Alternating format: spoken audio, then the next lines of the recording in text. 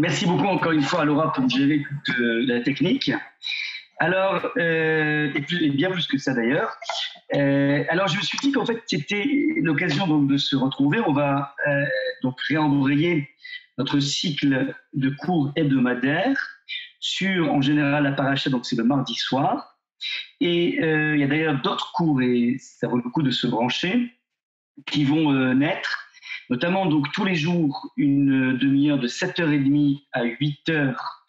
On va essayer donc d'apprendre ou de réapprendre tout simplement à prier. Qu'est-ce que j'appelle prier? En fait, c'est essayer de voir comment on peut s'adresser à Hachem, et ceci à partir d'une étude sur texte, du texte de l'Amida. Alors ne vous inquiétez pas, elle est faite en français, en hébreu, donc on essaiera de tout traduire, de tout expliquer, et de voir comment on peut dans la vie s'adresser à Hachem en fonction de nos états d'âme. Donc ça va être un petit peu un des programmes quotidiens qu'on essaiera de mettre en place. Les personnes qui auront loupé une bracha pourront se rattraper sur la suivante. On aura pas mal de cours.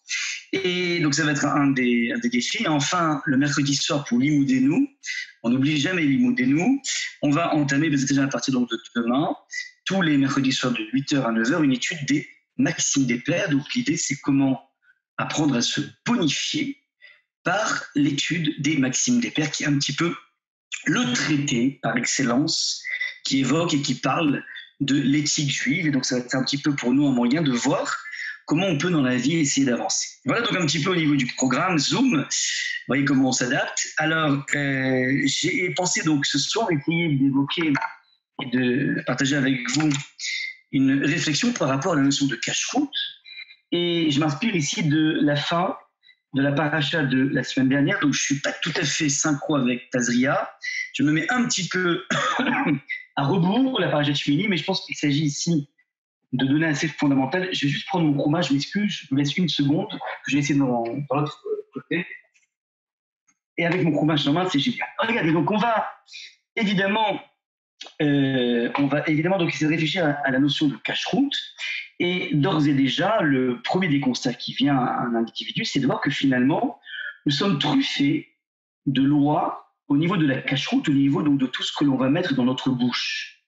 Qu'il s'agisse des espèces permises et des espèces interdites, qu'il s'agisse des oiseaux permis et des oiseaux interdits, qu'il s'agisse de catégories de vivants, de reptiles, qui seront totalement proscrits pour nous. Bref, on a un univers extrêmement normalisé, extrêmement bien défini, et c'est pas que les animaux interdits ou les espèces interdites, les espèces permises. Il y a même dans le monde de la permission certaines barrières que la Torah a mises en place. Des barrières comme par exemple l'interdiction de consommer un mets qui serait à la fois lacté et carné, lait et viande, et pas que de le consommer, mais ne serait-ce que de le cuire, c'est aussi interdit. Et il y a aussi dans le monde des mélanges pas mal de choses qui sont interdites, qui ne sont pas forcément dans le domaine culinaire, mais porter par exemple un habit qui serait fait à partir d'un fil de lin et un fil de laine.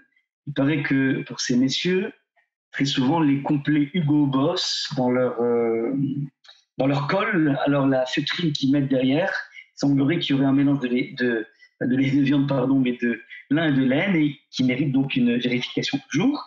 Et donc ça aussi, c'est interdit. Donc il y a un panorama extrêmement clair qui a été défini par la Torah. Nous, pour ce soir, on ne va pas s'intéresser au lin et à la laine, on va s'intéresser juste à ce qu'on met dans notre bouche et ce qu'on ne peut pas mettre dans notre bouche. Et force est de constater qu'en fait, on est dans un domaine qui est un domaine de ce qu'on appelle en hébreu les chukim. Les chukim, c'est-à-dire les lois qui sont des lois imposées et qui ne sont pas forcément compréhensibles. Ça veut dire que parmi les lois de la Torah, lorsque la Torah nous enjoint de faire la fête de Pessah, on peut imaginer que c'est presque quelque chose de normal, dans la mesure où il s'est passé tellement de choses fantastiques durant cette date, que c'est normal de marquer le coup, comme on dit. Donc, à la limite, avoir des fêtes de pèlerinage, avoir Shavuot, Sukkot, Rosh Hashanah, Kippour, tout ça, ça coule de source presque, c'est presque normal. Alors, évidemment, la formalisation est divine, mais on aurait pu s'imaginer à ce que des individus puissent eux-mêmes sécréter une fête. Il y a une fête d'ailleurs d'encadré qui a été sécrétée par les hommes, c'est celle de Toujvat. Elle est mentionnée nulle part, si ce n'est par la sécrétion du peuple. Et donc, ça coule de source presque, c'est tout à fait entendable. Il existe aussi des lois dans la Torah qui sont les lois liées au préjudice. Si j'ai porté préjudice à quelqu'un, qu'il s'agisse d'un préjudice financier, d'un préjudice moral, d'un préjudice au niveau physique, eh ben, la Torah a fixé des règles de remboursement, des règles de dédommagement, des règles de prise en compte de la difficulté psychologique. Bref, tout ceci, eh ben, à la limite, on aurait pu imaginer que n'importe quel individu aurait pu créer un système de pénalité par rapport à des dégâts. D'ailleurs, il y aura dans la littérature française, qui vont être un petit peu une des bases du code napoléonien, un contrat qui s'appelle le contrat social de Rousseau et qui va permettre justement à l'édification, petit à petit, par des strates successives d'écrits, de mettre en place un code civil. Donc en fait, dans les lois de la Torah, au niveau des commémorations, c'est presque entendable. Au niveau des dégâts entre les individus, c'est aussi très entendable. En revanche, toutes ces notions de cache-route ont l'air totalement du domaine de l'arbitraire, du domaine de ce qui est imposé par Hachem sans vraiment comprendre le sens. Et parfois, on pourrait se dire, mais finalement, pourquoi on devrait réaliser quelque chose sans en attraper le sens? Ça, c'est la première question qu'on peut se poser. Et quel est le type de lien que je peux tisser avec Hachem en faisant des choses que je ne comprends pas, des choses qui échappent à ma compréhension? Alors, tout de suite, on marque une petite pause ici et on précise la chose suivante, que paradoxalement, c'est lorsque dans une relation humaine, je suis capable de faire des choses pour l'autre qui ne sont pas forcément raisonnables, qui ne sont pas forcément explicables, qui ne sont pas forcément quantifiables, que se dévoile dans cet acte qui n'est pas compréhensible, dans le bien évidemment, justement un sentiment d'amour. C'est exactement ce qui se passe à l'intérieur d'un couple. Ouais, on ne rationalise pas toutes les relations entre un homme et une femme. On ne calcule pas les dons mutuels qui ont été donnés, sinon, c'est plus du don, ça s'appelle du troc. Ce qui se trame de façon très forte et ce qui est un des ciments essentiels, un des piliers essentiels du couple, c'est justement la faculté à agir pour l'autre sans calcul et parfois peut-être sans raison, si ce n'est celle d'aimer. Alors, on peut aussi tisser ce type de lien avec Hachem. On n'a pas de véritable raison pourquoi on mangerait ceci et pas cela. Et si on le fait, c'est juste pour marquer notre adhésion, notre amour d'Akadosh Baruch Hu. Donc, paradoxalement, là où il n'y a pas forcément une raison, il y a une marque extrêmement forte d'une relation qui est une relation profonde de confiance, une relation profonde de respect vis-à-vis d'Akadosh Baruch Hu. Donc ça, c'était un petit peu le préalable. Effectivement, le monde des lois de la cache-route est régi non pas par quelque chose de rationnel, mais par quelque chose de totalement irrationnel. Et c'est dans cet irrationnel précisément que je vais pouvoir marquer l'amour que je porte à Hachem. Cela dit, bien que, encore une fois je répète, ces lois sont extrêmement dures à attraper, pourtant, les grands maîtres de la tradition juive, les grands maîtres de la philosophie juive, ont tous cherché dans énormément de lois de cache-route à essayer de trouver un sens. Et ceci parce que lorsque j'ai un sens à une mitzvah, alors il y a plusieurs maîtres, on va commencer par le Rabbeinu Yonah, un maître du XIIIe siècle, qui dit que si tu comprends exactement tous les contours d'une mitzvah, tous les contours d'un interdit, alors tu pourras avoir un respect de la chose et un accomplissement d'autant plus exemplaire. En d'autres termes, plus j'arrive à préciser, à détailler, à appréhender chacun des détails de l'interdit, plus je pourrai marquer un accomplissement exemplaire. Première raison évoquée par un maître du Moyen-Âge. Un deuxième maître qui s'appelle le Meiri Rabbi Menachem Rekanati, qui vivait dans le sud-ouest de la France. Lui, il dit que lorsque j'ai un sens à une chose, alors finalement, ça engendre chez moi une motivation.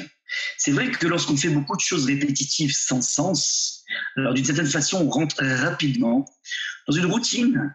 Et cette routine, justement, une des façons de pouvoir la combattre, c'est finalement de creuser, de comprendre, de s'approprier les choses. Et plus j'aurai une appropriation des interdits, une appropriation des mitzvot, plus j'en aurai une motivation.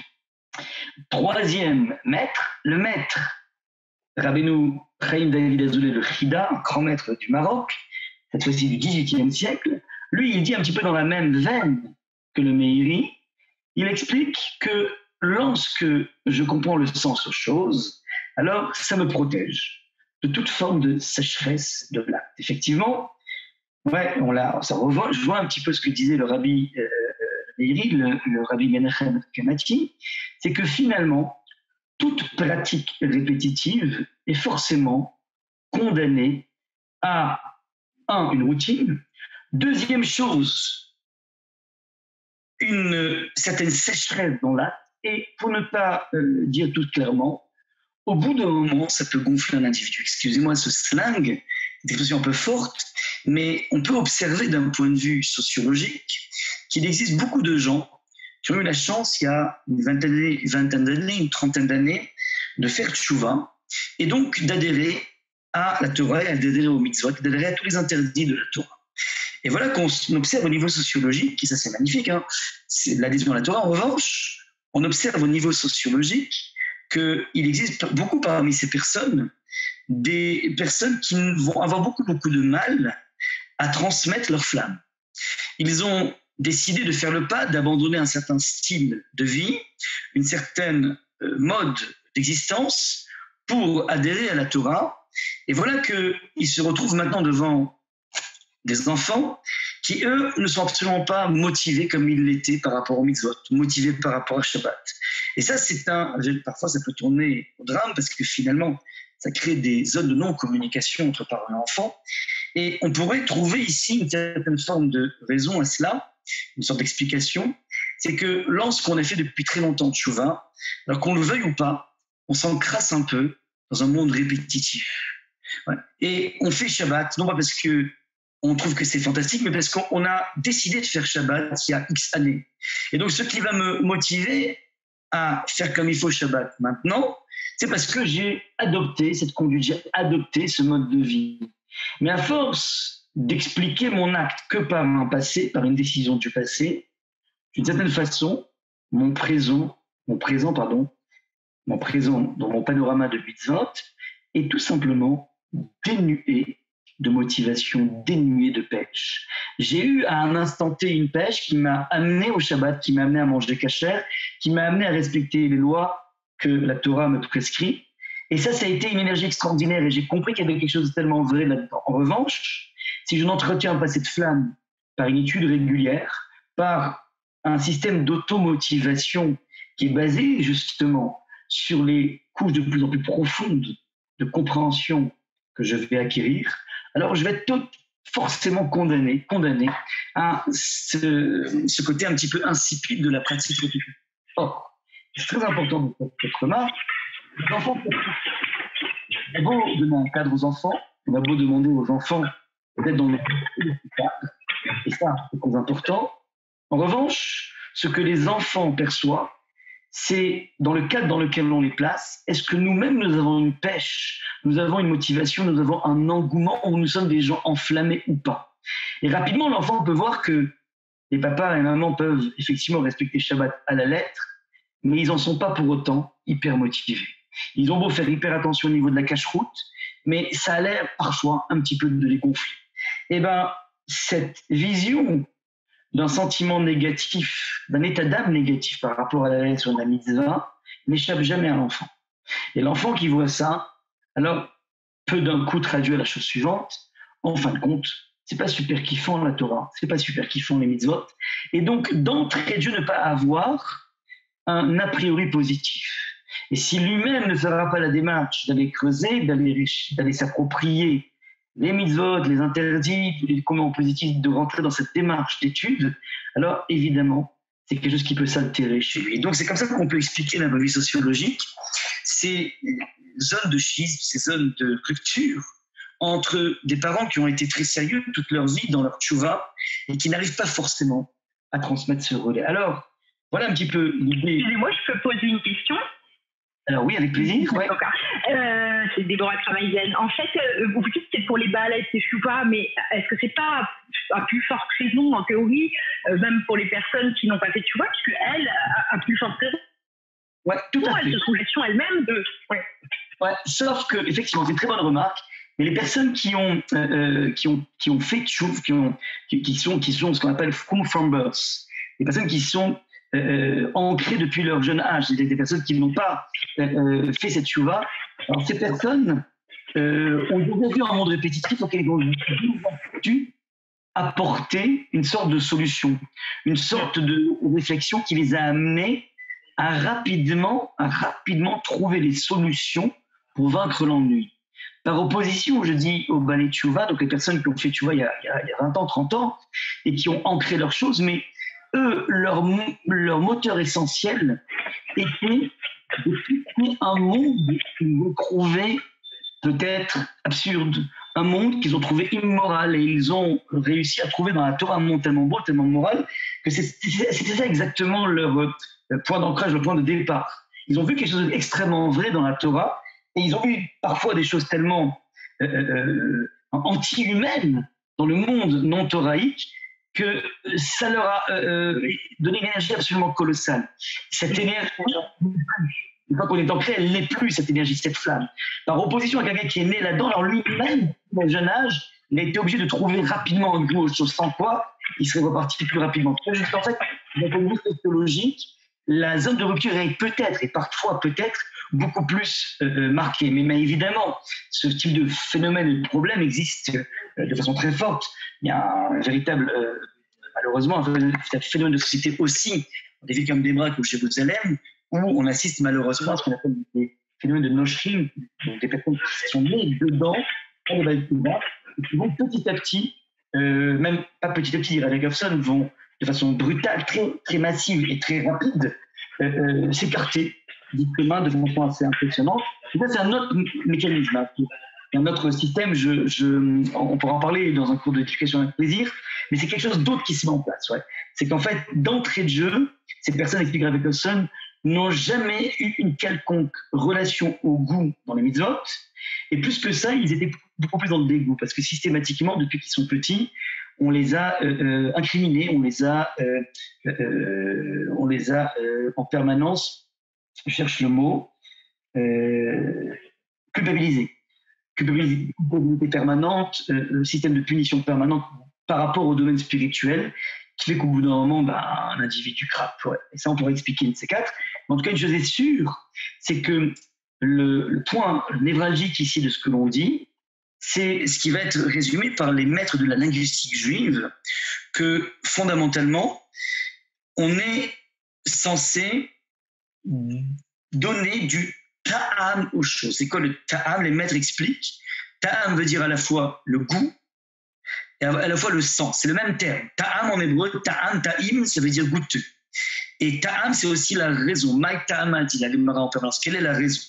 Ça veut dire que le même mot embrasse deux domaines. À la fois le domaine du goût, le domaine sensoriel du goût, et en même temps le domaine rationnel de la raison. Et si c'est le même mot, ça veut dire que fondamentalement, il existe un pont entre le monde rationnel et le monde de la dégustation. Quel est ce pont? C'est tout simple. Plus je comprends une chose, plus elle aura du goût. Et plus la chose fait sens, plus j'aurai une motivation pour encore plus développer le sens de cette chose. C'est-à-dire qu'en fait, il y a ici un feedback, il y a ici un cercle vertueux qui se met en place. Plus il y a de la raison, plus il y a du goût, plus il y a du goût, plus il y a une envie encore plus de raison. C'est toute la démarche infinie, la démarche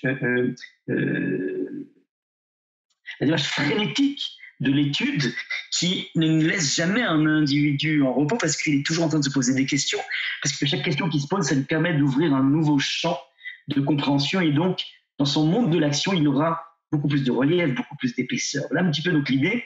Regardez comment les maîtres de la linguistique sont forts. Ils expliquent que ta'am, lorsqu'on lit ce terme ta'am, on le lit à l'envers, Donc ta'am s'écrit un tet, un aïn et un mem. Et si je prends les lettres à l'envers, ça donne mem, la dernière lettre, aïn, la lettre du milieu, et tet, la première lettre. Ce qui donne me'at. Et me'at, en hébreu, veut dire un petit peu. C'est-à-dire que, et alors qu'est-ce qu'on entend dans la lecture à l'envers? C'est ce qu'on appelle la lecture ifour. C'est les maîtres de la linguistique expliquent que pour pouvoir définir une chose, si tu veux attraper et comprendre le contraire de la chose, tu as qu'à lire la chose totalement à l'envers. Donc en l'occurrence, quel est l'inverse, quelle est l'antinomie par excellence de ta'am, du goût? C'est justement me'at, c'est étriqué.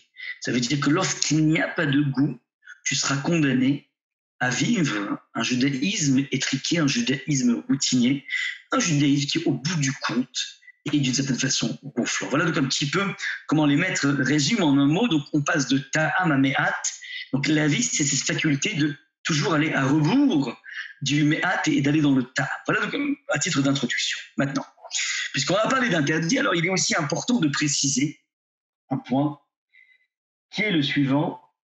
D'aucune façon, ce panorama d'interdit qui est extrêmement bien défini par la Torah a pour but de donner à un individu des zones d'ascétisme, des zones de non-profit, de non-jouissance par rapport au monde qui l'entoure.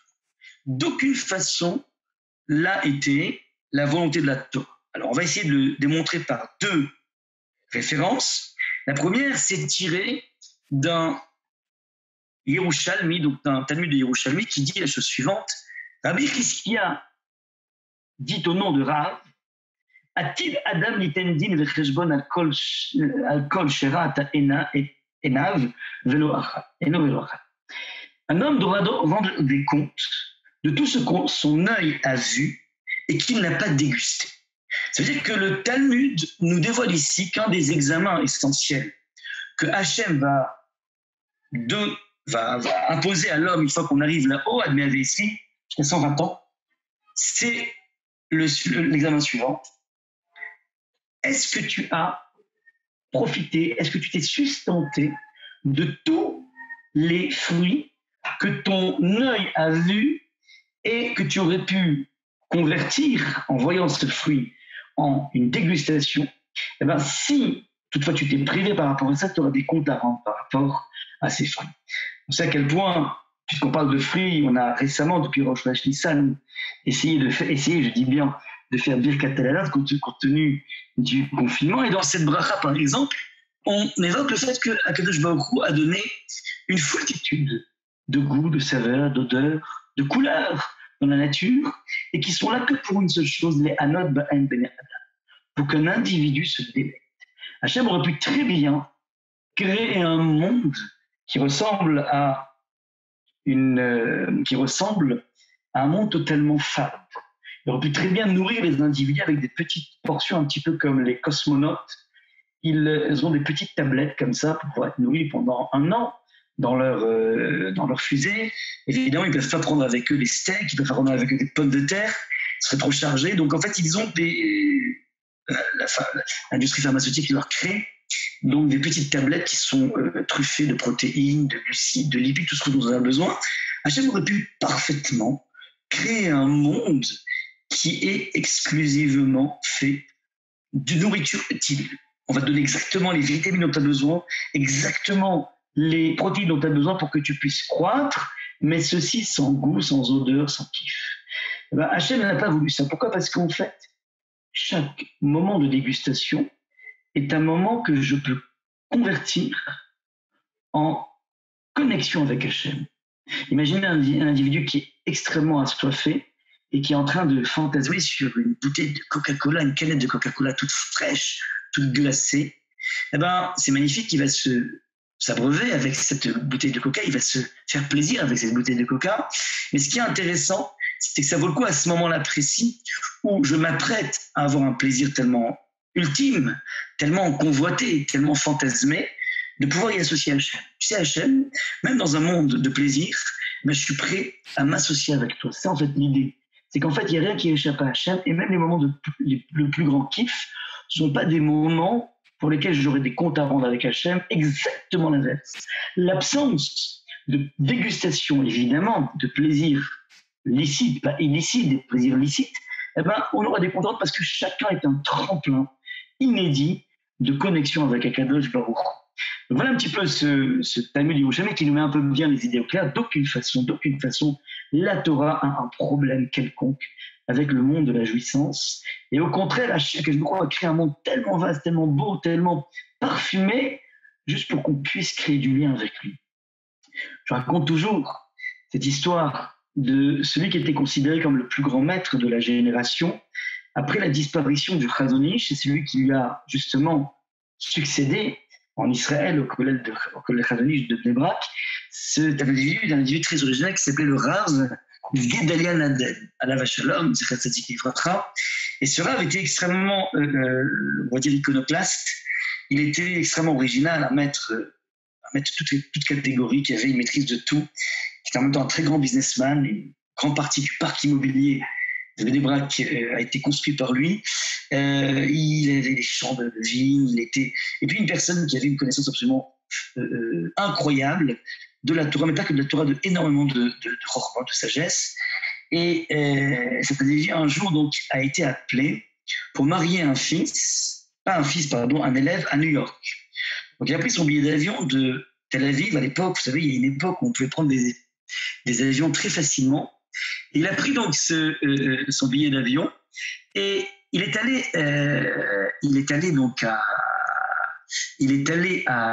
New York pour marier cet élève. Et lorsqu'il est revenu, Rav Gedalia, alors il est passé par Sao Paulo au Brésil. Donc il était à New York, ouais, donc c'est la côte est des États-Unis. Il descend dans le sud profond pour aller jusqu'à Sao Paulo au Brésil. C'est l'Amérique du Sud. Et après, il a pris un aller Sao Paulo, Tel Aviv. Et ses élèves m'ont fait une remarque en disant, mais vous savez, Rav, pour venir de New York jusqu'à Tel Aviv, on peut avoir un chemin direct, il n'y a pas besoin de faire un détour, pas besoin de faire une escale par Sao Paulo. Alors le Rav a perçu chez les élèves qui croyaient que le Rav ne connaissait pas sa géographie, et il s'est mis à rire et il leur a dit, mais vous avez rien compris, vous avez rien compris. Si je décide de passer par Sao Paulo pour retourner à Tel Aviv, c'est pour la seule raison suivante. Je veux, à Sao Paulo, louer un planeur pour essayer de visionner un petit peu l'immensité et la beauté de la forêt amazonienne. Car tant que j'aurais pas vu cette forêt amazonienne, qui est une forêt aussi grande, aussi étendue que la France elle-même, eh ben, c'est pas je précise, parenthèse, c'est pas lui qui a dit ça par rapport à la France, mais en tout cas c'est une forêt absolument gigantesque. Il dit, tant que je n'ai pas vu cette forêt, il me manque une acception de la grandeur d'Akadosh Baruch. Autrement dit, le monde qui nous environne, le panorama dans lequel Hachem nous plonge, est un panorama qui est là justement pour créer en permanence du lien. Tu vas être émerveillé par la splendeur de la créature, par la minutie de chaque élément de création. C'est l'occasion ou jamais pour créer du lien avec Hachem. Donc, premier élément, on a ce monde qui est là et qui s'offre à nous. Ce sont des occasions d'autant plus fortes, d'autant plus belles de jouissance. Et évidemment, il n'y a absolument aucune espèce de remise en question par rapport à ce monde de la jouissance. Je donne une deuxième référence, comme je l'avais promis. Rav Nachman, qui est un très grand maître de la Gemara, alors il avait une femme extrêmement savante. Et voilà qu'un jour, sa femme qui s'appelait Yalta s'adresse à Rav Nachman et lui dit la chose suivante. Étant donné qu'à chaque interdit biblique correspond une alternative pour accéder au plaisir équivalent, donc elle a compris un principe suivant, que malgré tous les interdits culinaires de la Torah, il n'empêche que la Torah n'a pas, d'une certaine façon, proscrit le goût de la chose, mais la chose elle-même. Il y a une différence entre le goût de la chose et la chose elle-même. Par exemple, c'est vrai qu'on est censé saler une viande. Ouais. Et donc, la viande saignante est quelque chose qui est exclu du panorama juif. Mais imaginons que quelqu'un ait envie du goût du sang. Alors, comment il fait? Réponse de Yalta, Eh ben, le foie. La Torah nous a permis de prendre du foie. Il y a un processus de cachérisation du foie, évidemment, mais qu'on le veuille ou pas, eh ben, après la cachérisation, finalement, le foie est un organe dont le goût ressemble au celui du sang. Par exemple, deuxième chose, le Torah nous interdit le porc. Ouais, le porc, c'est interdit. C'est haram, comme on dit en yiddish. En revanche, ouais, le porc, certes, il a été interdit, mais nous dit Yalta, la cervelle du shibuta, qui est un poisson, la cervelle du shibuta a exactement le même goût du porc. Donc, si tu as envie, toi, de te faire un tri pour savoir à quoi correspond le goût du porc, eh ben, tu pourras toujours te consoler avec la cervelle du shibuta. N'oubliez pas vos masques et vos palmes pour aller à la pêche de ce shibuta le jour, évidemment, où les plages seront déconfinées. Maintenant, elle pose la question suivante. Et si j'ai envie d'avoir le goût d'un mélange lait-viande? J'ai envie de savoir c'est quoi le goût d'un cheeseburger. Ouais, comment je fais? Alors, elle pose la question donc à son mari. À ce moment-là, Rav Nachman lui dit, il n'y a pas de souci. Ouais, il y a forcément une alternative dans ce bas monde. Et il est allé demander à son boucher de lui fournir un pis de vache. Le pis de vache est donc un élément qui fait partie de la vache, donc c'est de la viande. Mais étant donné que circule par le pis énormément de lait, alors le pis a été imbibé finalement de lait. Et donc apparemment, nous dit Rav Nachman, une fois qu'on aura cachérisé ce pis de la vache, eh ben, si tu goûtes ce pis, qui est donc un élément viande, il aura en même temps le goût du lait. Donc voilà un petit peu une barre extrêmement surprenante dans laquelle on montre cette dichotomie énorme entre ce qu'interdit Hachem et ce que permet Hachem. Ça veut dire Hachem interdit la chose elle-même, mais absolument pas le goût de la chose. À partir d'ailleurs de cette Gemara, le grand maître Chida va répondre à une question épineuse d'un élève qui lui disait « Il paraît que les enfants d'Israël pendant 40 ans dans le désert ont été, tout le monde le sait, ils n'avaient pas de restaurant, ils n'avaient pas de fast-food dans le désert. Le grand restaurant qui a été ouvert dans le désert, c'est en fin de compte Moïse qui le tenait, Moshe, qui a réussi par son mérite à faire tomber la manne. Et donc, Moïse a pendant 40 ans nourri dans un désert 3 millions d'âmes. Vous imaginez un petit peu le nombre de repas, 3 repas par jour. Ça fait 9 millions de repas par jour. Ça devait être, si c'était monétisé, ça devait être un sacré chiffre d'affaires. Multiplier ça par 40 ans, ça fait énormément de repas. Maintenant, lui, il n'avait rien à faire, puisqu'en fait, c'était chaque individu qui sortait de chez lui, puis il regardait par terre, et il y avait la manne qui tombait, une véritable manne. Maintenant, nous disent les maîtres que la manne, étant donné qu'il s'agit d'un objet, une sorte de boîte noire, elle n'était pas noire. En tout cas, c'est un truc bizarre. Ouais. Alors, comment on fait pour créer du goût? Alors, nos maîtres nous disent que la manne, en fait, avait le goût de ce à quoi tu pensais. C'est que si tu te concentres et tu dis, voilà, j'ai envie que ça ait le goût de profiterole au chocolat, ce n'est pas du tout un lapsus révélateur, c'est tout à fait révélateur, c'est extrêmement clair de ce que j'aime. Mais si tu avais donc une envie et une volonté que ce soit des profiteroles au chocolat, ben c'était des profiteroles au chocolat. Tu veux que ce soit une langue, je m'adresse ici à tous les Marocains, une langue avec de la moutarde et tous les accompagnements, c'était de langue. C'était magnifique, ouais.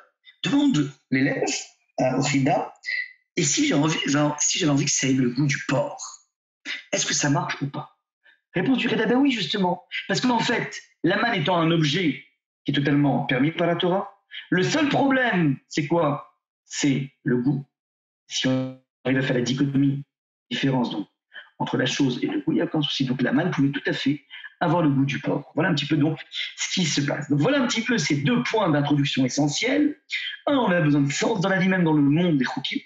Deuxième chose, il est important de comprendre que malgré tous les interdits culinaires, pour autant on n'oublie pas l'horizon. L'horizon est pouvoir continuer à tisser une relation de jouissance avec toutes les opportunités de jouissance que Hachem nous offre. Voilà donc un petit peu la petite introduction. Maintenant, on va rentrer dans le vif du sujet. Et effectivement, le texte de la Torah s'exprime de la façon suivante. Donc, juste au moment où la Torah va commencer à nous créer cette ligne de démarcation entre les animaux permis et les animaux interdits, je parle des quadrupèdes. Ouais, donc, tout le monde se rappelle parfaitement que pour pouvoir manger un quadrupède, encore faut-il qu'il ait 2 critères essentiels. 1, le sabot fendu, et 2, qu'il rumine. C'est pour ça qu'en fait, on peut manger de la vache, mais on ne pourra pas manger du cheval. Parce que le cheval, eh ben, il a le sabot fendu, je crois, mais il ne rumine pas. Et il en est de même, inversement, excusez-moi. Il rumine, mais il n'a pas le cerveau fendu. Ouais. J'aurais dû demander à mes filles avant de parler du cheval, qui ont une connaissance bien plus forte de l'anatomie du cheval. Bref. En tout cas, il y a le cheval proscrit parce qu'il manque une des deux conditions. Maintenant, avant donc même de pouvoir nous donner cette ligne de démarcation dans le monde des permis et des interdits, la Torah s'exprime de la façon suivante. Vaidaber Hashem el Moshe ve'al Aaron. Donc je suis dans le chapitre 11 du livre de Vaïkra, et le verset numéro 1, 2, et ensuite on fera 3, 4, 5. Donc nous dit le texte de la Torah, Daberu el Beni Israël, parler aux enfants d'Israël, les morts, en ces termes. Zot achaya asher tochelu mikol abema asher ala. Je traduis tout de suite. Donc, parlez ainsi aux enfants d'Israël, voici littéralement Zot achaya, voici les bêtes sauvages que vous mangerez, mikol abema asher ala, parmi toutes les animaux domestiques qui se trouvent sur la terre. Je répète, voici les bêtes sauvages que vous mangerez parmi les bêtes domestiques qui sont sur la terre. Et là, évidemment, on se heurte à un problème évident de logique. Tu me parles de deux ensembles. Il y a l'ensemble des bêtes sauvages. Qu'est-ce qu'on appelle les bêtes sauvages? Eh ben, ce sont par exemple les cerfs, les bambis, les chevreuils, on a tous ces animaux sauvages qui ne sont pas domestiques, ce ne sont pas des choses qu'on peut garder dans un enclos. Ils ont un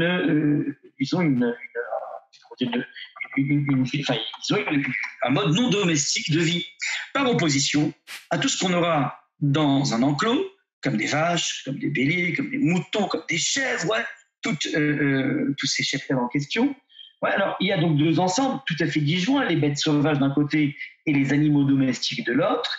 Et là, on a une sorte de bizarrerie dans la Torah. On te dit, voici les bêtes sauvages, les bêtes sauvages que tu mangeras de parmi les bêtes non sauvages, des bêtes domestiques. Et là, donc, on a un minimum. Et là, évidemment, les maîtres du Talmud vont expliquer cette bizarrerie, ce chevauchement de ces deux ensembles en disant la chose suivante. On ne va parler ici que de bêtes domestiques. Ouais. Et dans ces bêtes domestiques, on veut dire la chose suivante. Zot achaya, donc dans ces bêtes domestiques, on va faire une ligne de démarcation. Les vaches, oui, les chevaux, non. Ouais. Maintenant, on veut dire la chose suivante. Zot achaya.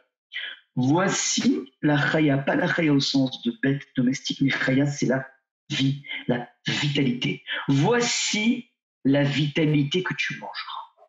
Sous-entendu, dans ce verset, le verset est en train de nous créer, de nous montrer, de nous exhiber une corrélation entre la vitalité et la vie et ce que tu manges.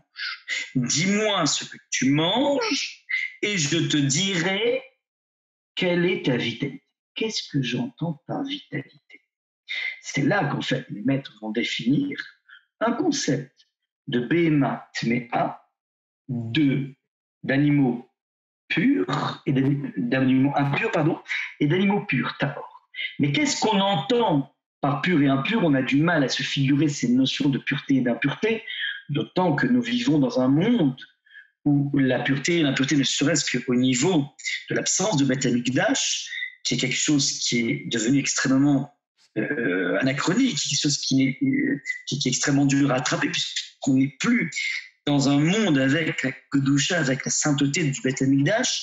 Alors qu'est-ce qu'on entend ici par une bête impure et une bête pure?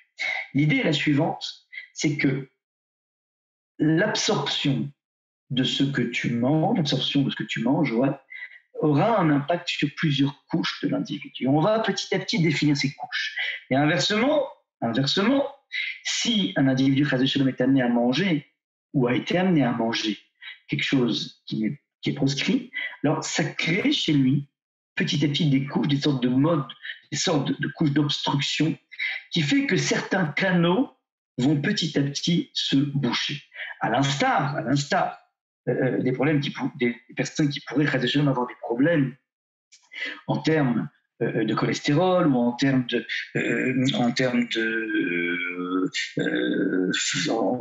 choses qui peuvent en fait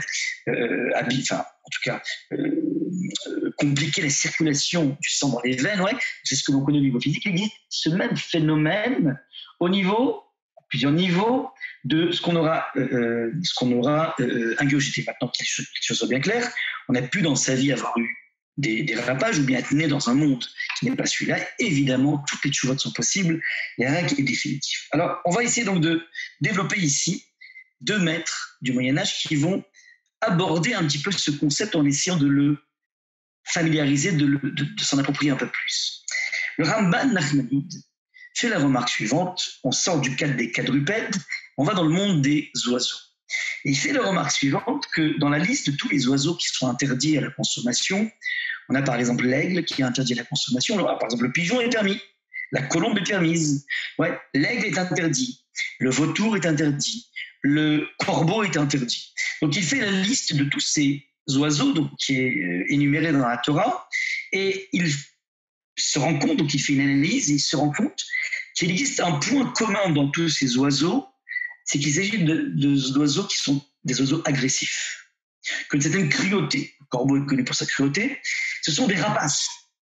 Et il en déduit, donc c'est le point de réflexion et le point de rationalisation que propose le Rambam, il en déduit que si la Torah a voulu nous mettre de côté, nous empêcher d'avoir accès au niveau culinaire à ce type d'oiseau, c'est qu'il est possible que l'agressivité de l'animal se retrouve dans chacun de tout son ADN.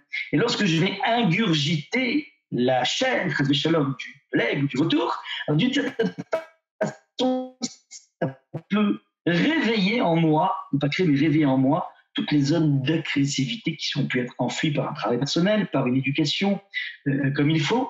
Donc voilà un petit peu l'idée, ce point de corrélation. Dis-moi ce que tu manges, dis-moi quel est le caractère de ce que tu manges et je te dirai quel sera l'impact au niveau du trait de caractère. Donc première couche intéressante, le lien entre la nourriture et les caractères.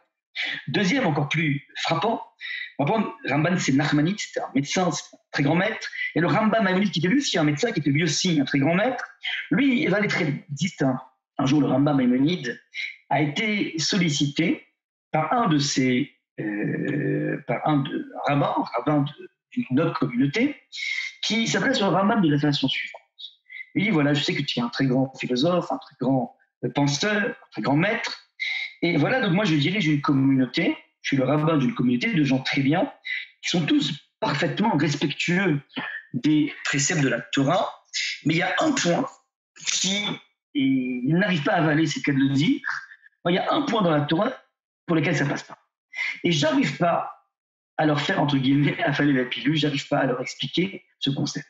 Ce concept est le concept de la triat hametim, c'est-à-dire de la résurrection des morts, et cette idée à partir de laquelle nous avons lu récemment la fameuse prophétie de Yecheskel qui dit que à la fin des temps, lorsque le Mashiach viendra, Hachem va opérer ce qu'on appelle une résurrection des morts. Ça veut dire que les corps qui ont été, chair qui a été déconnectée de l'âme va retrouver son âme et donc les ossements vont retrouver leur chair. Donc c'est cette croyance, c'est ce qui est un des piliers de la foi juive. Ça veut dire que dans la foi juive, c'est pas simplement croire que Hachem a créé le monde et qu'il insuffle en permanence une force, une énergie dans le monde, dans tout ce qui se passe, ça c'est un premier volet, mais il faut aussi avoir dans le principe même de la Mouna la prise de conscience que ce monde va avoir un débouché. Il ne s'arrête pas aux 120 années de vie. Il y a évidemment un monde de l'au-delà, un monde qui va être le monde de l'éternité, et ça fait partie donc de ces points essentiels, la résurrection des morts qui est une des étapes pour arriver à ce monde de l'éternité. Et ne pas y croire, c'est finalement être un petit peu à rebours de la création du monde. Bref. Et donc, le rabbin s'adresse au Rambam Maïmonide en lui disant, écoute, donne-moi des pistes. Ouais, pour moi, peut-être une conférence toute faite qui me permettrait de pouvoir leur donner des arguments forts pour essayer de les amener à ça. Voilà que le Rambam Maïmonide répond de façon extrêmement brève, pas du tout une conférence, pas du tout un grand discours. Il dit, écoute, si une chose aussi simple dans la Torah que la résurrection des morts, aussi évidente, un socle aussi important, ils ont du mal à le comprendre, ils ont du mal à l'avaler, c'est qu'apparemment, il y a un problème dans la cache-route de la vie. Il faut immédiatement que tu ailles faire la vérification des couteaux qui sont utilisés pour faire l'abattage rituel. Et dans les normes halachiques, il est absolument essentiel que le couteau n'ait absolument aucune espèce de fente.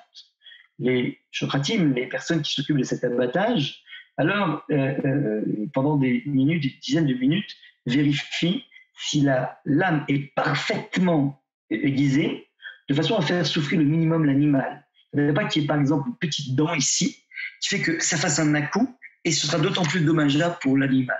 Les shochatim experts ont des couteaux extrêmement affûtés, mais ils passent leur temps à toujours vérifier, ils vérifient avec leurs ongles pour voir s'il n'y a pas une micro-brèche qui rendrait invalide le couteau.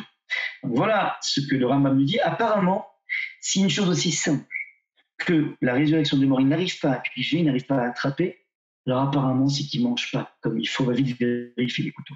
C'est assez incroyable parce que le Rambam est connu pour être un grand rationaliste. Hein, il a beaucoup parlé d'Aristote, il a écrit des œuvres extrêmement rationnelles, et voilà comment ce même Rambam, ce grand rationaliste devant l'éternel, est capable de créer un lien que l'on pourrait nous qualifier de mystique. Quel rapport entre la cache-route, entre ce que je mange et ce que je pense. On n'est plus cette fois-ci dans le domaine, comme le disait le Rambam Nachmanide, le domaine des traits de caractère, on est dans quelque chose de beaucoup plus incroyable qui s'appelle la raison. C'est-à-dire que si tu n'arrives pas à comprendre des choses aussi évidentes, le monde intellectuel, c'est aussi lié à ta cache-route. Donc voilà un petit peu les couches auxquelles touche cette notion de Zot Achaya. Voici la vie, voici la vitalité, qui va être à l'intérieur de toi, vitalité au niveau de tes caractères, vitalité au niveau de ta vivacité intellectuelle. Tout ça est intimement lié à, on va dire, ta nourriture. Et voilà donc un petit peu une approche.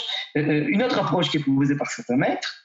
Pourquoi donc les lois de cache-route ont été mises en place? Tout simplement, nous disent les maîtres, on va créer une frontière extrêmement claire entre le monde juif et le monde non juif. Qui Hashem a cherché à créer un frère aîné de l'humanité. Je ne traduis pas immédiatement, pas dans le texte, mais l'idée est la suivante, c'est qu'Hachem a créé un peuple, choisi un peuple qui va être le frère aîné de l'humanité, et pour garder son rôle d'aîné, encore faut-il qu'il ne s'assimile pas. Pour éviter cette assimilation, on a mis en place des règles, Hachem a mis en place des règles extrêmement strictes qui permettent de créer une idée de extrêmement claire entre les juifs et les non-juifs, ce qui ne veut pas dire qu'on ne pourra pas fertiliser mutuellement relation entre un juif et un non-juif, mais les barrières seront suffisamment fortes de telle façon à ce qu'on puisse éviter le mariage mixte. Les relations sont possibles, mais le mariage qui va être de dissolution, mais ça dont nous sommes censés être porteurs, alors ça va créer des barrières parce qu'évidemment, si je ne peux pas manger, en tout cas dans le même restaurant que toi, on aura plus de mal à être des copains. Copains, ça veut dire partager le même pain. C'est le copain. C'est comme ça qu'on crée des relations de copinage. Donc, on va avoir des liens, mais tôt ou tard, il y aurait cette forme de frontière qui va s'établir et qui va permettre justement d'éviter l'assimilation. L'intégration, oui, l'assimilation, non. Voilà donc un petit peu le point.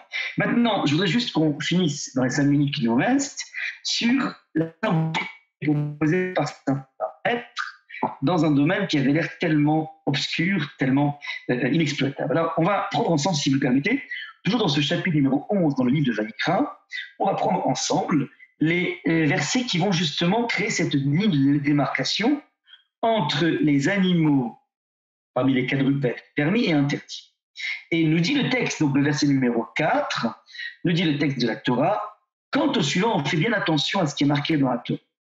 Quant au suivant, qui ruminent ou qui ont le pied corné, vous n'en mangerez point. Donc je répète, une fois que la Torah a édicté les 2 paramètres, les 2 critères essentiels pour pouvoir définir si un animal quadrupède est permis à la consommation ou pas, qui sont, comme on l'a dit tout à l'heure, le sabot fendu et de ruminer, donc ce sont les 2 conditions sine qua non pour pouvoir consommer une bête, un quadrupède. Évidemment, après, il y aura la shrita à faire, il y aura la salaison, mais en tout cas, pour avoir le bon panorama des animaux permis, il me faut 2 critères essentiels. Ouais. Maintenant, une fois que la Torah nous a donné ces 2 critères, elle va prendre soin de nous mettre en garde par rapport à ceux qui n'auraient qu'un seul critère. Nous dit le texte, quant aux suivants qui ruminent ou qui ont le pied corné, vous n'en mangerez point. Le chameau, parce qu'il rumine, mais n'a point le pied corné. Il sera immonde pour vous. Donc le chameau, lui, il rumine, mais il n'a pas le pied fendu. Deuxième catégorie, la gerboise, parce qu'elle rumine, mais n'aura point le pied corné. Elle sera immonde pour vous. Troisième catégorie, le lièvre, parce qu'il rumine, mais n'avait point le pied corné, il sera immonde pour vous.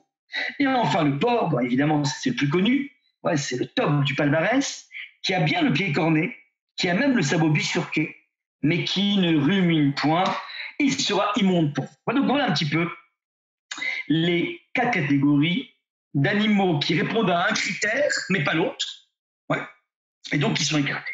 Première des questions, évidemment, qu'il faut se poser, c'est qu'une fois que la Torah m'a donné les 2 critères, ouais, les 2 critères essentiels, je n'arrive pas très bien à comprendre pourquoi elle a besoin de me préciser, et celui-là, il en a un des 2, c'est pas bon. Mais évidemment, quand un médecin donne une posologie en disant vous prenez ce médicament et ce médicament, quelle serait l'abruti, ouais, qui se permettrait de dire bon, moi j'ai envie de faire un petit peu des économies pour la sécurité sociale, monsieur le pharmacien, donnez-moi qu'un seul des 2 médicaments.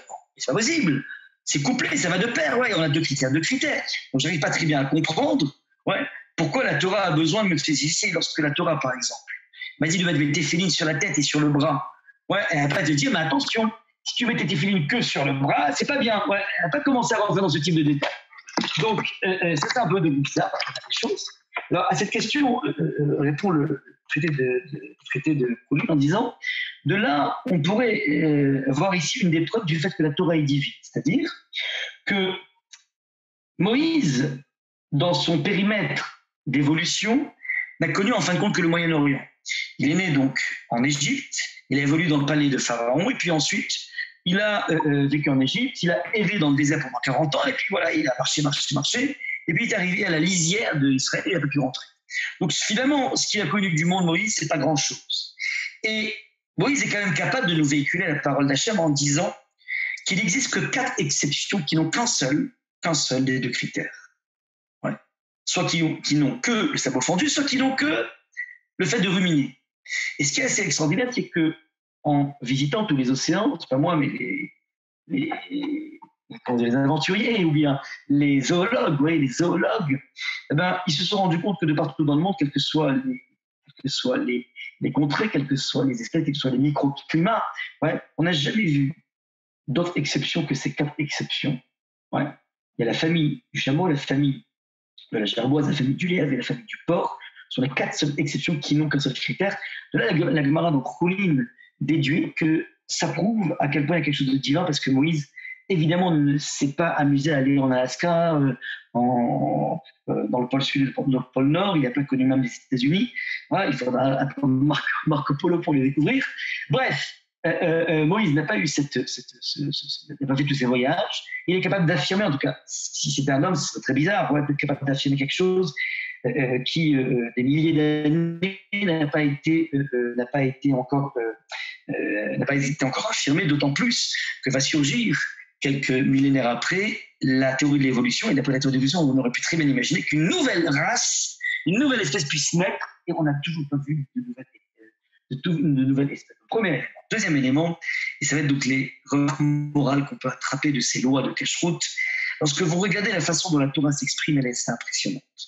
Parce qu'elle va donner donc les 4 animaux qui ont un seul des critères. Si je relis, vous allez vous rendre compte qu'il y a 2 points à remarquer. Le premier, c'est que la Torah commence par dire quel est le point qui pourrait valider l'animal. Par exemple, pour le chameau, elle dit « il rumine, mais manque de peau, il a le pied corné ». Ou bien pareil, la gerboise, elle rumine, mais manque de peau, le pied corné. Le lièvre, pareil, il rumine, manque de peau, le pied corné. Et le porc, c'est l'inverse. Il a le pied corné. Ah, c'est bien.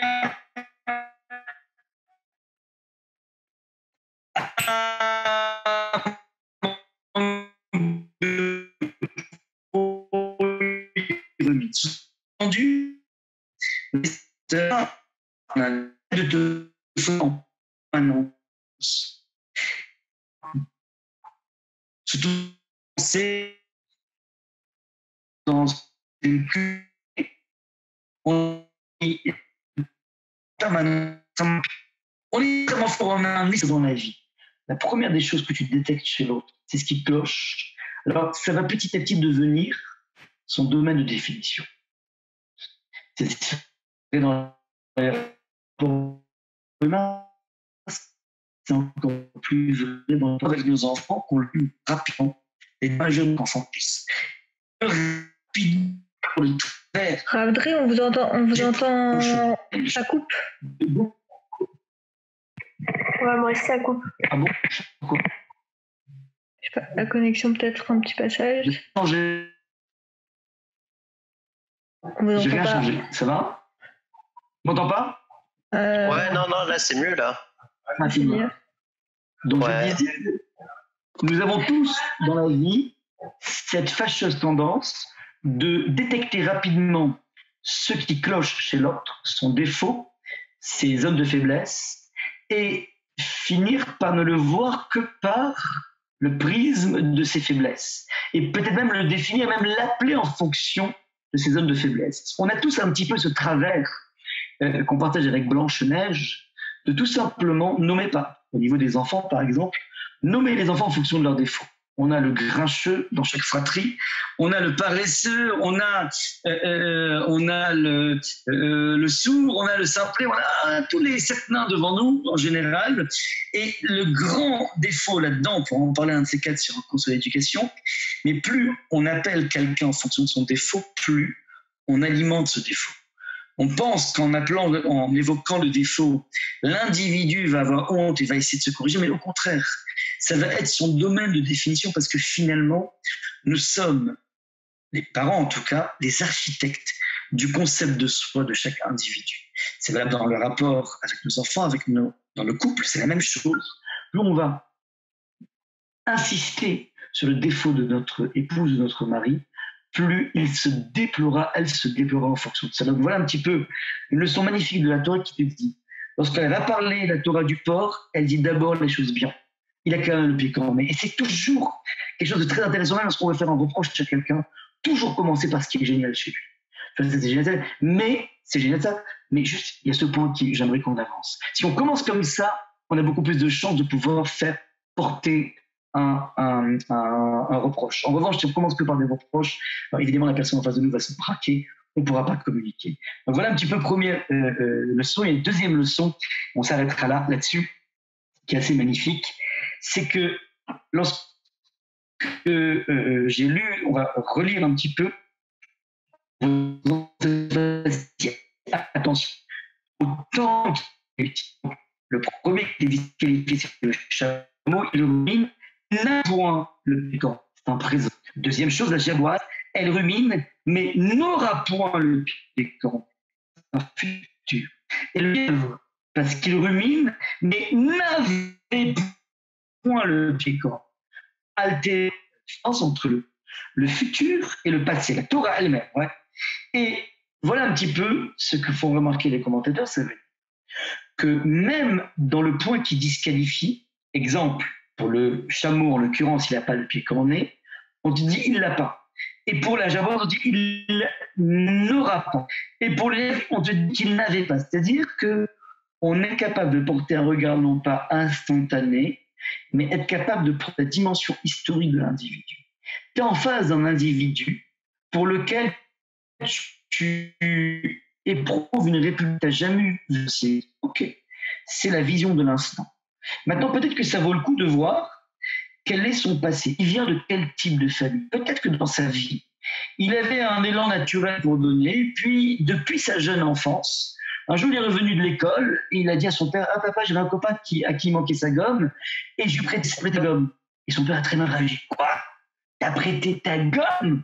Mon copain, mais malade, il va jamais te le rendre, mais je t'interdis. » Imagine un enfant qui a vécu dans un cas dans lequel on ne prête jamais aux autres, on n'aide personne. Il a vécu dans un bain comme ça. Évidemment que son égoïsme a quelque chose peut-être qui est exclusivement culturel au niveau familial. Et donc, avoir l'intelligence de regarder chez tout un chacun S'agit-il de quelque chose qui est profond ou quelque chose qui est de l'ordre du simple culturel? Et la culture, évidemment, elle peut s'interchanger. On peut adopter une nouvelle culture de vie. Et donc, toujours regarder le passé de l'individu, d'où il vient, mais aussi vers où il se projette. Peut-être que son attitude actuelle est due à une profonde angoisse, une profonde souci par rapport au lendemain. Et donc, tu ne peux pas juger l'individu sans prendre en compte tout ce qui se trame à l'intérieur de lui. En d'autres termes, tu ne peux juger un individu qu'à partir du moment où tu as une vision extrêmement claire de passer le futur autant dit que c'est pratiquement impossible. C'est pour ça que, et je finirai sur ce point, la Mishnah dans Avot finit en disant « Evedan et kol adam et kafsrout » juge tout un chacun des kafsrout de façon bienveillante. Et les maîtres disent « C'est quoi Adam, pourquoi ne dit-on pas Evedan et kol adam, tout un chacun » Tout un chacun dit « Evedan et kol adam, juge tout l'homme avec un de façon bienveillante » parce qu'en fait, il faut être capable de voir et d'analyser et d'anticiper l'homme avec un grand H, c'est-à-dire toute la vie d'un homme, son présent, son futur. Voilà un petit peu ce que l'on peut apporter par rapport à la notion de diète éthique. Donc, je résume ce qu'on a vu. On a vu un premier point dans lequel on explique que oui, c'est une démarche tout à fait normale d'essayer de trouver un sens, même aux lois irrationnelles de la Torah, parce que plus j'aurai du sens, plus les choses auront du goût. Deuxième chose, la Torah ne veut jamais brimer un individu dans son rapport au goût, dans son rapport à la jouissance, au contraire. Troisième point, on a vu comment il existe un lien intime, un lien direct entre la nourriture et à la fois ma sphère intellectuelle, ma sphère au niveau des caractères, en d'autres termes, toute la vie qui va être incorporée à l'intérieur de moi, ma vitalité dépend de ce que je mange. Et enfin, nous avons fini en essayant de montrer quelles étaient les magnifiques leçons d'éthique que l'on peut drainer à partir de lois qui ont l'air tellement arbitraires. Je m'arrête là et je vous souhaite une très bonne continuation et qu'on puisse tous avoir le mérite de parfaitement manger kasher et de comprendre tout ce que l'on pratique dans la Torah Be'ezrat Hashem. Je vous remercie. S'il y a des questions, je suis évidemment disponible.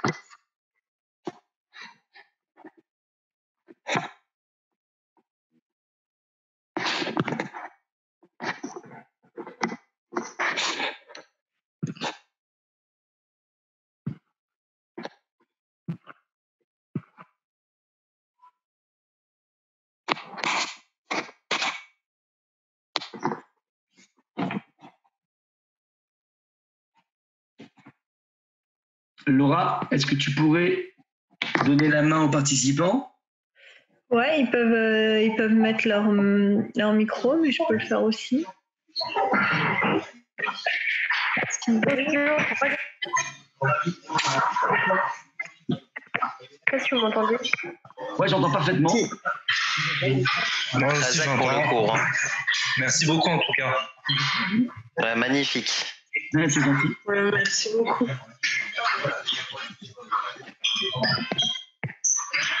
Oui, tout à l'heure, vous avez dit ça avait pour but aussi de nous séparer des non-juifs. Oui. Ouais. Même pas. Bon, papa, tu peux répéter? Allô? Ouais, tu as dit, il y a moyen de se séparer des non-juifs. Oui,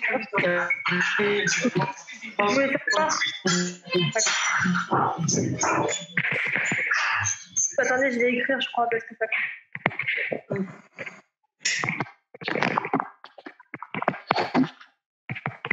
Allô? Ouais, elle va écrire, elle a dit. Parce que je crois qu'on ne m'entend pas. On t'entend?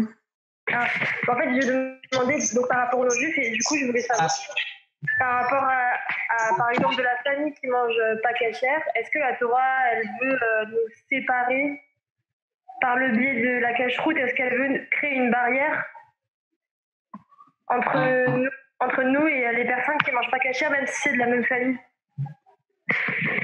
Excellent. Alors, la réponse est non. Non. Justement, c'est paradoxalement, c'est pas ça qu'elle veut, la Torah. En d'autres termes, tant qu'on est entre juifs, évidemment, alors, il faut rester fidèle à sa conscience et donc maintenir la nourriture cachère, essayer de trouver les moyens pour continuer à manger cachère quand on vit dans un univers non cachère.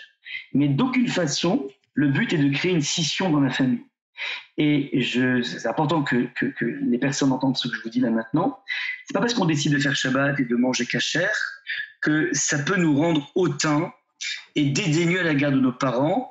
Et je sais que ça peut être le danger dans lequel tombe un Baal Tshuva, de regarder ses parents en disant mais ils sont complètement ils sont complètement à l'ouest, ils comprennent rien, et créer des frontières qui ne méritent pas d'être créées. Ne jamais oublier qu'un individu qui décide de manger kasher, même s'il vient d'un monde dans lequel on ne mange pas kasher, sa quête de mitzvot, sa quête de Torah, est capable de comprendre qu'elle provient d'un goût de la vérité. Et ce goût de la vérité, évidemment, il ne vient pas de nulle part, il a certainement été aussi inculqué par des parents qui, même si pour l'instant ne mangent pas kasher, pour autant ont su véhiculer un certain goût de la vérité. Et donc il faut être capable de mettre en place au contraire des ponts encore plus forts. Lorsqu'on a ce type d'obstacle, et je sais que ce n'est pas évident, mais il faut être capable de mettre tout en place pour continuer le dialogue et continuer la communication. On a une mitzvah d'avoir des belles relations avec nos parents, évidemment sans jamais sacrifier quoi que ce soit de nos idéaux, mais c'est possible lorsqu'on veut le faire. Et parfois, il existe des personnes, et c'est un petit peu un danger, hein, et je juge personne évidemment, qui vont parfois utiliser justement cette frontière de la cache-croûte pour justement régler un problème qu'ils ont eu depuis leur adolescence, une crise d'adolescence qui est mal passée. Et de toute façon, on communiquait pas beaucoup, mais là, on fait encore mieux pour l'enfant, on va dire. Il dit, au moins, je vais éviter carrément d'aller chez eux et je peux encore plus les ignorer. Ça veut dire, ils prennent presque les lois de cache-route comme étant une sorte de tremplin pour encore plus créer des fausses. C'est très extrêmement dangereux. Ouais, là n'est pas du tout la volonté de la Torah. Évidemment, encore une fois, la Torah, elle a mis en place ces frontières juste pour éviter cette assimilation. Ouais. Il n'y a pas de notion d'assimilation à l'intérieur de la maison. C'est-à-dire que si on est tous des juifs, il n'y a pas de souci d'assimilation. Il y a des soucis de communication peut-être, mais ça se gère. Et ça ne se gère pas par du clash, ça se gère justement par la faculté, donc je donne un truc très important, de remercier ses parents, même lorsqu'on prend un chemin différent, en exprimant la chose suivante: merci de m'avoir donné ce goût de la vérité, c'est un peu pour vous que je prends ce chemin, et je vous demande pour vous faire confiance. Voilà donc un petit peu ce que je voudrais vraiment dire par rapport à ça. Je ne sais pas si j'ai bien répondu à la question qui m'a été posée, mais voilà, c'est pas la même chose. Ok, ça marche. Comment ? Merci.